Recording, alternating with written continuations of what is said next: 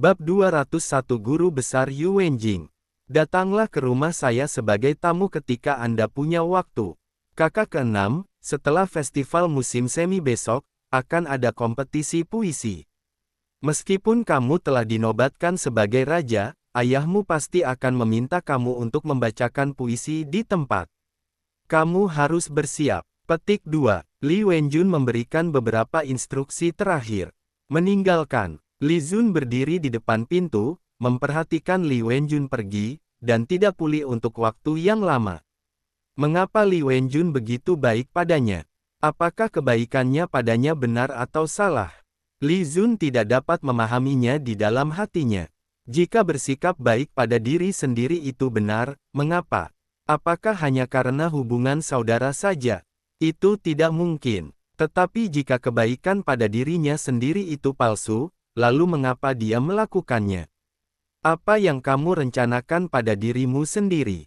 Saya benar-benar tidak dapat memahaminya. Hal lainnya adalah, apakah Li Wenjun memiliki aliansi pribadi dengan Yang Mulia Putra Mahkota? Ini penting baginya saat ini. Jika kedua bersaudara itu telah membentuk aliansi secara pribadi, maka dia harus berhati-hati, jika tidak dia akan mati tanpa mengetahui caranya. Hal-hal ini harus diselidiki dengan jelas. Li Zun bergumam pada dirinya sendiri. Omong-omong, dia telah melakukan perjalanan melalui waktu begitu lama dan tahu bahwa dia berada dalam situasi yang sulit, tetapi dia tidak mempersiapkan diri dengan baik, yang sangat merugikannya.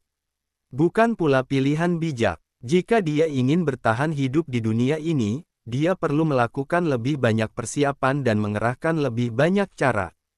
Dia membutuhkan beberapa orang yang bisa bekerja untuknya secara diam-diam, sebuah organisasi seperti Lou Huan Huan.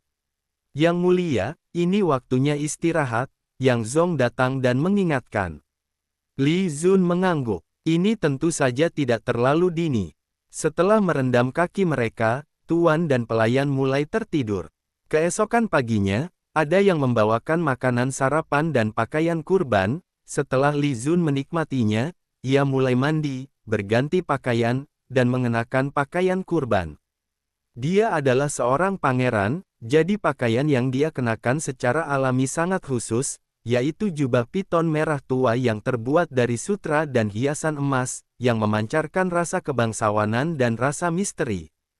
Pada siang hari, Kementerian Ritus mengirim seseorang untuk memberitahu mereka agar pergi ke altar.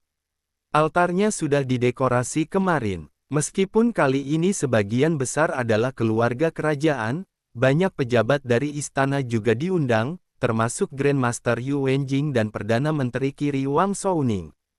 Tentu saja, Grandmaster Shen Kuo tidak dapat hadir. Ketika Li Zun tiba, dia melihat itu Yu Wenjing juga baru saja tiba.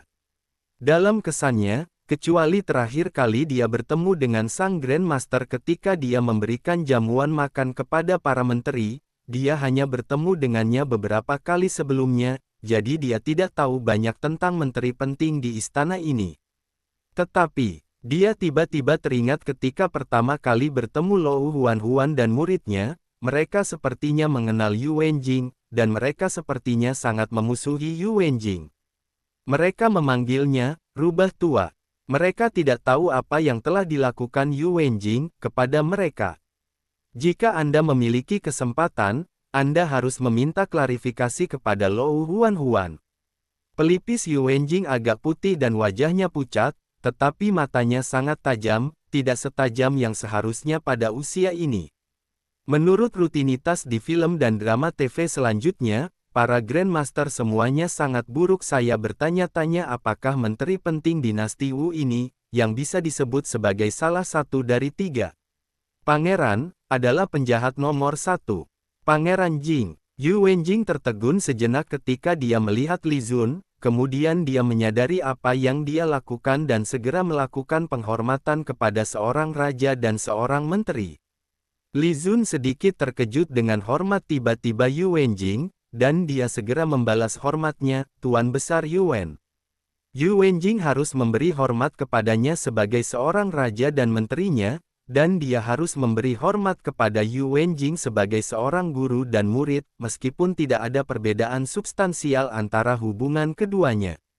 Li Zun telah dinobatkan sebagai raja, tetapi dia tetap seorang pangeran, dan Yu Wenjing harus menghormatinya. Yu Wenjing melirik Li Zun dan berkata sambil tersenyum, "Saya sudah lama mendengar bahwa Pangeran Jing sangat berbakat dalam puisi, dan saya sangat penasaran. Ketika saya melihatnya hari ini, saya menyadari bahwa Pangeran Jing memang sangat berbakat, orang yang berbakat. Dia adalah bintang sastra dinasti Wu saya." Petik 2. Grandmaster, ini adalah penghargaan yang luar biasa. Li Zun sedikit terkejut. Mengapa Yu Wenjing memuji dirinya sendiri tanpa alasan? Apalagi sepertinya saya belum mengenalnya kan? Kenapa dia tiba-tiba datang dan berbicara denganku? Pangeran Jing, jika kamu ada waktu luang, kamu bisa datang ke rumahku sebagai tamu. Yu Wenjing tiba-tiba menyampaikan undangan itu sambil tersenyum, tetapi senyuman ini agak bermakna. Li Zun terkejut di dalam hatinya. Dia tidak tahu apa yang sedang dilakukan Yu Wenjing. Dia berkata dengan tenang, "Pasti." Mereka berdua mengobrol sebentar dan kemudian berjalan menuju altar. Sang pangeran memalingkan muka dari kerumunan, tepat pada waktunya untuk melihat panorama percakapan antara Li Zun dan Yu Wenjing. Apa yang dibicarakan oleh guru ke-6 dan guru besar? Pangeran ketiga Li Qian di sebelahnya mengerutkan kening dan berbisik, apa yang bisa mereka katakan di antara mereka? Pangeran kelima, Li Zong mencibir, "Saudara ketiga, kamu harus bersikap sopan ketika kamu berbicara. Sekarang dia adalah Pangeran Jing, yang sangat berbeda dari kamu dan aku." Bah! Pangeran ketiga Li Qian meludah ke tanah dan berkata dengan dingin, "Dia hanya seorang pangeran dalam nama saja, dia tidak bisa berada di panggung." Pangeran melihatnya untuk kedua kalinya. Dia meliriknya dan tidak mengatakan apa-apa, tetapi tatapan dingin muncul di matanya. Pangeran Jing, bab 202, ingin membeli puisi dan menamparkan wajahku. Tanyakan pada peradaban Tiongkok yang berusia 5.000 tahun apakah ini jawabannya. Upacara kurban berjalan lancar tanpa ada kecelakaan atau kesalahan pada siang hari. Li Zeng dan Ratu berada di depan, para pangeran di belakang, diikuti oleh para selir dan putri, lalu para menteri yang diundang dari istana berdiri bersama di depan altar untuk membakar dupa dan memberi hormat. Upacara ini berlangsung selama 1 jam dan berakhir setelah beberapa saat, matahari terik di langit. Setelah pengorbanan, semua orang secara alami merasa sangat kepanasan dan kembali segera setelah selesai. Sebelum pergi, Wang Lian mengumumkan dengan suara lantang, "Yang Mulia mempunyai dekrit untuk mengundang semua Yang Mulia dan bangsawan menghadiri tamasya di kolam teratai." Tamasya adalah saat kaisar mengajak keluarga kerajaan menikmati musim semi, dan ngomong-ngomong, dia mengajari para pangeran beberapa hal. Pengetahuan putri. Saat itu, Taifu juga akan hadir. Li Zun segera berjalan kembali, seluruh tubuhnya berkeringat dan harus kembali dan mandi, jika tidak, seluruh tubuhnya akan merasa tidak nyaman. "Hei, bukankah ini Pangeran Jing?" Pada saat ini, sebuah suara bercanda tiba-tiba terdengar. Ketika dia berbalik, dia melihat bahwa mereka adalah Li Zong dan Li Qian. Li Zun diam-diam mengerutkan kening, tetapi masih berteriak, "Saudara ketiga, saudara kelima." Petik 2. Pangeran Jing, kamu terlalu sopan. Kamu adalah pangeran sekarang, kami belum. Teriakan saudara ini bukanlah etiket. Pangeran kelima Li Zong langsung tertawa, "Jalan. Saya tidak berani, kedua saudara lelaki kerajaan itu akan selalu menjadi saudara lelaki saya." Li Zun berkata dengan hormat. Dia bergegas kembali untuk mandi. Dia tidak ingin terus berbicara omong kosong kepada mereka, jadi dia menyerahkan tangannya dan berkata, "Saudara ketiga, saudara kelima, jika tidak terjadi apa-apa, saya akan kembali dulu." Petik 2. Don jangan cemas. Li Zong menggelengkan kepalanya untuk berhenti dan menatapnya, ada senyuman di sudut mulutnya, dan dia berkata, "Liu tua, ayahku pasti akan memintamu menulis puisi hari ini, jadi kamu harus bersiap." Tentu saja, Jika kamu tidak bisa menulis puisi yang bagus, kakak kelima punya puisi yang bagus di sini. Aku bisa meminjamkanmu puisi itu. Pinjamkan padaku. Li Zun merasa sedikit gemetar di hatinya, dan dengan cepat menggelengkan kepalanya dan berkata, "Terima kasih, kakak kelima, atas kebaikanmu." Hahaha gelombang. Li Zong tiba-tiba tersenyum dan berkata, "Liu Liu, jangan terburu-buru menolak. Ini yang telah dibelanjakan oleh kakak kelima untukku. Puisi yang kuminta dengan harga tinggi pasti puisi yang bagus." Li Zun masih menggelengkan kepalanya. Saat ini, Li Qian berkata dengan sedikit penyesalan, "Saudara kelima, karena Lao Liu tidak membutuhkannya, jangan memaksanya." Bagaimanapun, Lao Liu juga penyair terbaik di Beijing. Meskipun dia tidak sebaik itu, baik sebagai Jiang Silang, dia masih sangat kuat. Itu hanya sebuah puisi, dan Lao Liu masih bisa melakukannya. Oh, benar. Li Zong tiba-tiba menyadari dan segera meminta maaf, "Maaf, Lao Liu, ini saudara Wu yang terlalu banyak berpikir." Li Zun memandang begitu keduanya bernyanyi dengan harmonis, mereka langsung tahu apa maksudnya. "Apakah Anda menemukan seseorang untuk menulis puisi sebelumnya? Apakah Anda ingin menamparkan wajah Anda sendiri?" Menteri Jiang itu seharusnya mengacu pada Jiang Feng, Menteri Kementerian Perindustrian. Orang ini menulis salah satu puisi paling terkenal, dan banyak puisinya tersebar di kalangan masyarakat, dan dia disebut sebagai tulang punggung puisi kontemporer. Judul tulang puisi memiliki status yang sangat tinggi. Namun, jika Anda ingin menamparkan diri sendiri, Anda harus bertanya apakah peradaban 5.000 tahun Tiongkok akan setuju. Li Zun diam-diam mencibir, segera pergi, dan berhenti berbicara omong kosong dengan mereka berdua. Melihat Li Zun pergi, Li Zong membuang senyuman munafik di wajah mereka. Li Zong berkata dengan dingin, "Saya tidak menyangka anak ini mampu menahan amarahnya selama bertahun-tahun. Saya meremehkannya." Mata Li Qian menatap tajam, dingin juga. Han Seng berkata, "Sungguh mengejutkan bahwa dia secara tidak sengaja sampai pada titik ini. Hari ini, aku akan membiarkan dia berjalan-jalan tanpa makanan. Hari ini aku juga akan menjadikannya raja, dan aku akan membiarkannya malu saat jalan-jalan." Sebuah cibiran muncul di sudut mulut Li Zong, "Apakah kamu tidak pandai mengarang puisi dan lirik? Lalu bisakah dia membandingkannya dengan Jiang Feng, seorang penyair? Aku menantikannya." Li Qian juga mencibir, "Tantang jika penyair paling berbakat di ibu kota tidak bisa dibandingkan dengan seorang pangeran yang kurang dikenal, apa yang akan dipikirkan ayahnya? Apa yang akan terjadi padanya?" Petik 2. Kedua bersaudara itu saling memandang, tertawa beberapa kali, dan lalu berangkat ke rumah, tempat tinggal masing-masing. Ketika Li Zun meninggalkan altar, Yang Zong buru-buru menyambutnya dan memberikan secangkir teh herbal kepada Li Zun. "Yang mulia, minumlah teh dulu."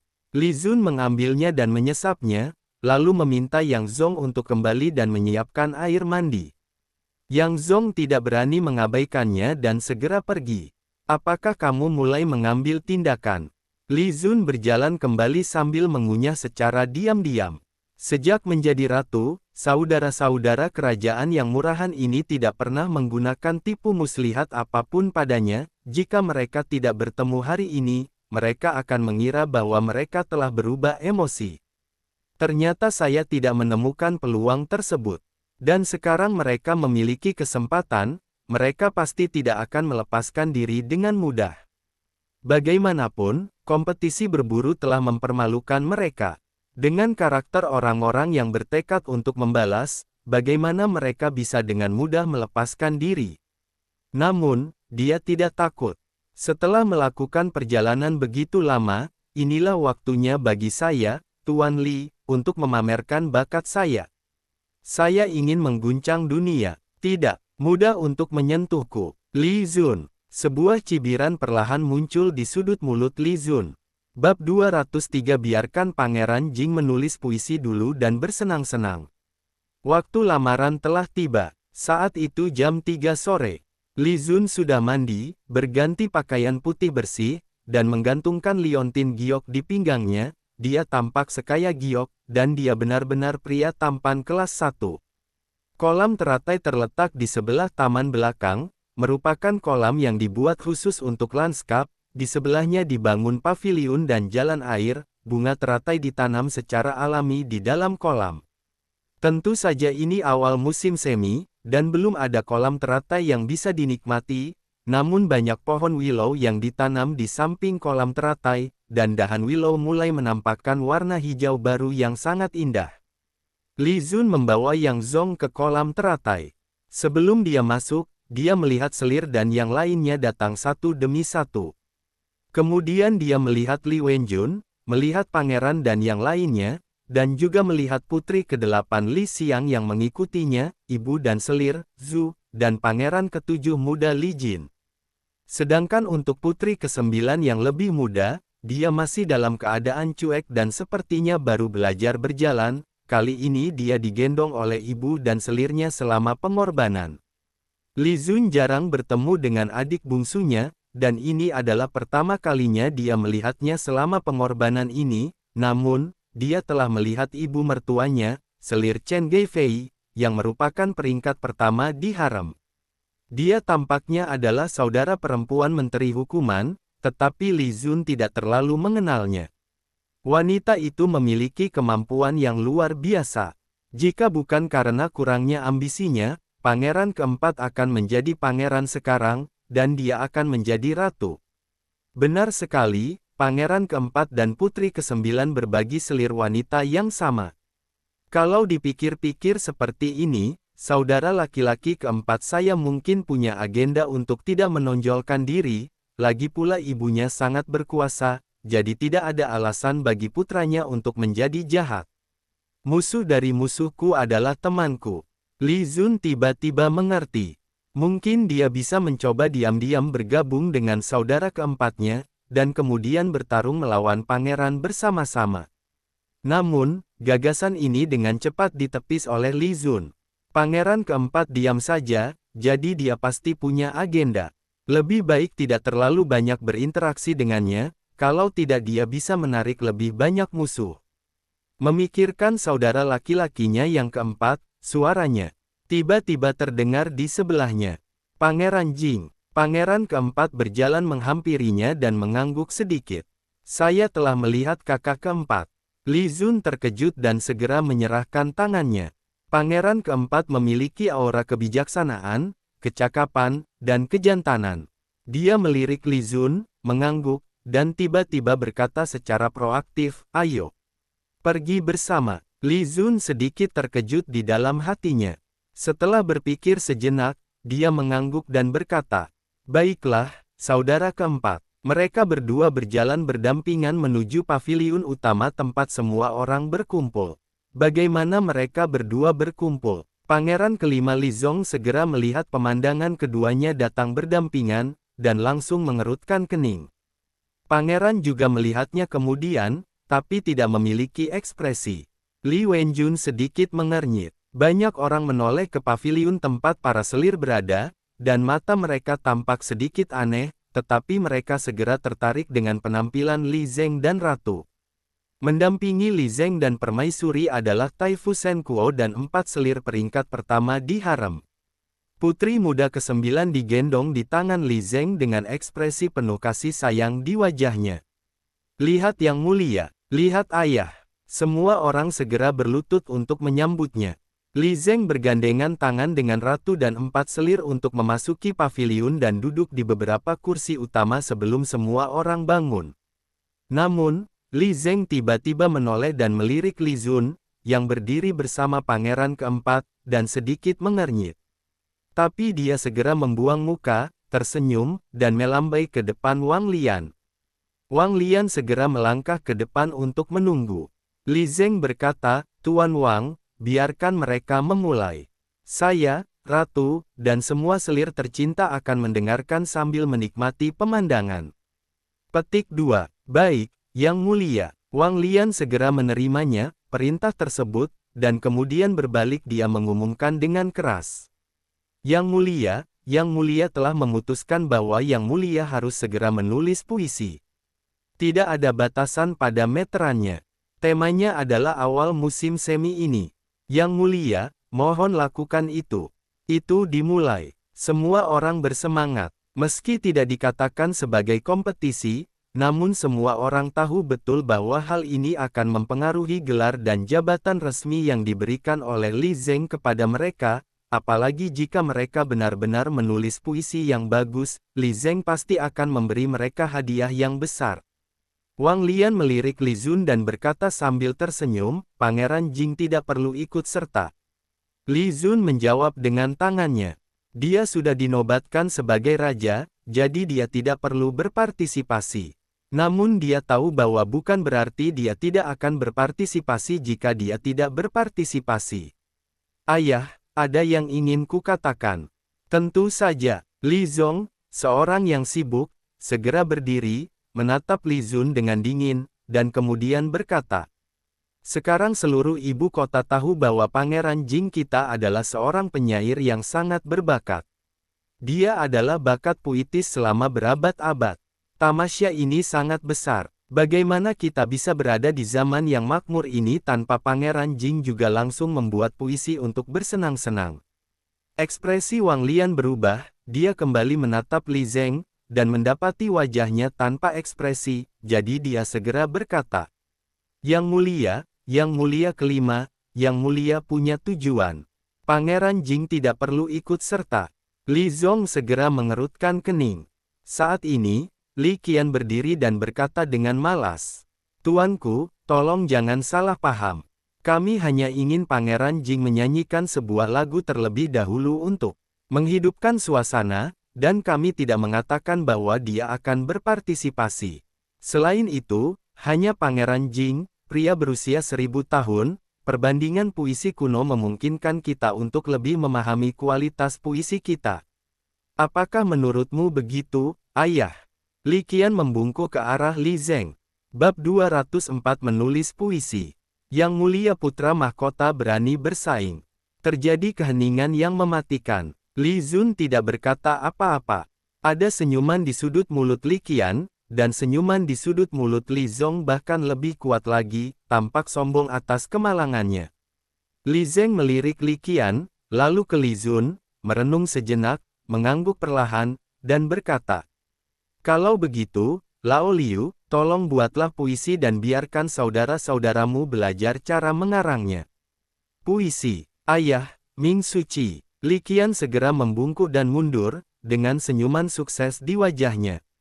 Li Zong pun segera berkata dengan keras, Pangeran Jing, tolong.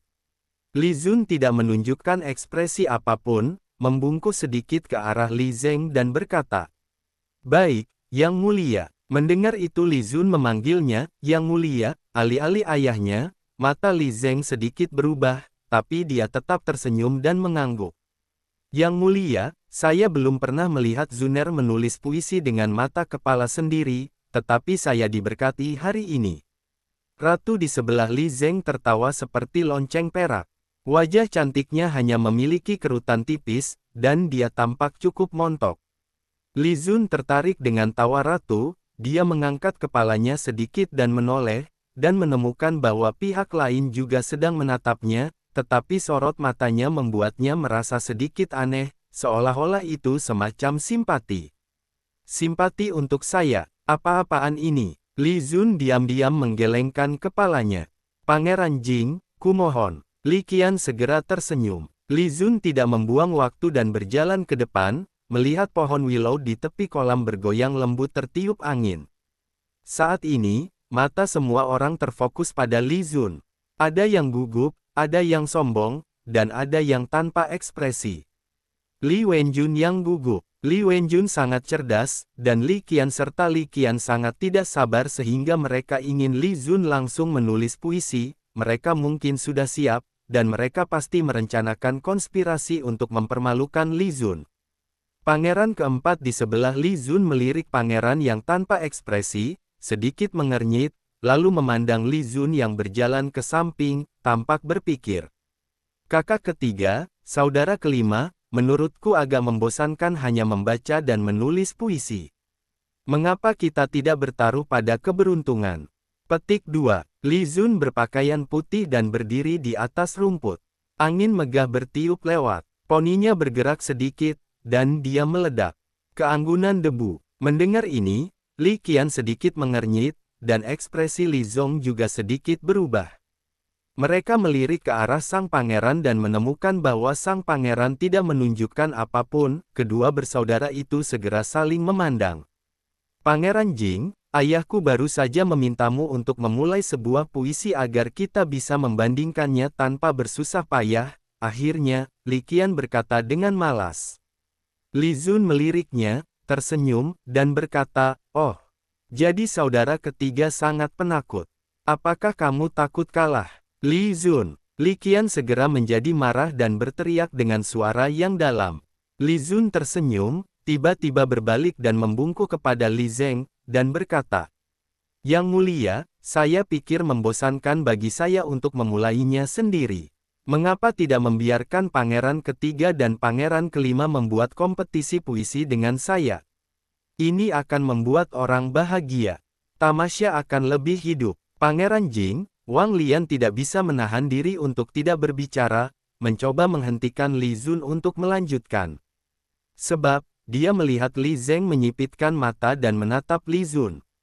Li Zun melanjutkan, "Jika saudara laki-laki ketiga dan saudara laki-laki kelima tidak bersedia, saya yakin Yang Mulia Putra Mahkota harus lebih tertarik. Ayo, apakah kamu tidak ingin melawanku? Saya akan memulai perang secara langsung." Li Zun mencibir dalam hati. Segera setelah pernyataan ini keluar, adegan itu mengejutkan. Wang Lian membuka mulutnya dan langsung terdiam. Wajah pangeran keempat juga berubah, dan wajah Li Wenjun langsung menjadi pucat. Apa yang sedang dilakukan kakak keenam? Li Qian dan Li Zong, sebaliknya, tampak terkejut, tetapi kemudian berubah menjadi wajah gembira. Orang ini sedang mencari kematian. Mencari kematian. Sang pangeran khawatir tidak dapat menemukan alasan untuk menghadapinya. Bagaimana kalau ia langsung mengancam akan bersaing dengan sang pangeran dalam puisi? Ini benar-benar meminta kematian. Pangeran, yang selalu tanpa ekspresi, sedikit mengubah ekspresinya saat ini dan menjadi sedikit terkejut, menatap lurus ke arah Li Zun. Dan Li Zun perlahan mengangkat kepalanya, menatapnya, menunjukkan gigi putihnya, dan berkata sambil tersenyum. "Yang mulia, bagaimana menurut Anda?" Pangeran menunjukkan cibiran tanpa menyembunyikannya. Saat berikutnya, dia membungkuk kepada Li Zeng dan berkata, "Ayah, anakku bersedia bersaing dengan Pangeran Jing dalam puisi untuk menambah kegembiraan pada tamasya tersebut." Petik 2. Yang mulia, sebagai kakak laki-laki, bagaimana Anda bisa menindas Zuner? Ratu cemas dan berbicara dengan cepat.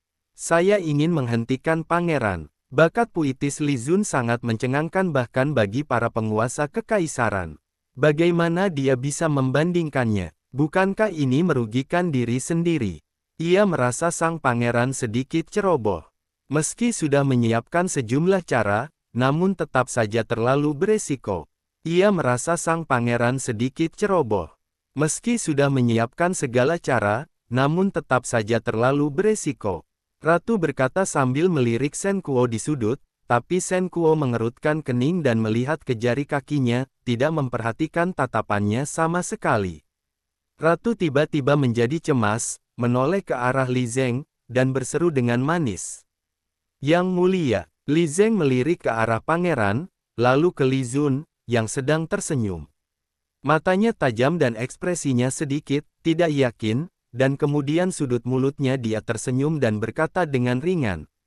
"Karena kalian berdua bersaudara memiliki ide ini, yang sangat bagus, saya akan menggunakan Kabupaten Angong sebagai undian berhadiah. Siapapun yang menulis puisi lebih baik akan diberi hadiah sebesar Kabupaten Angong." Bab 205. Coba Anda lihat apa itu puisi.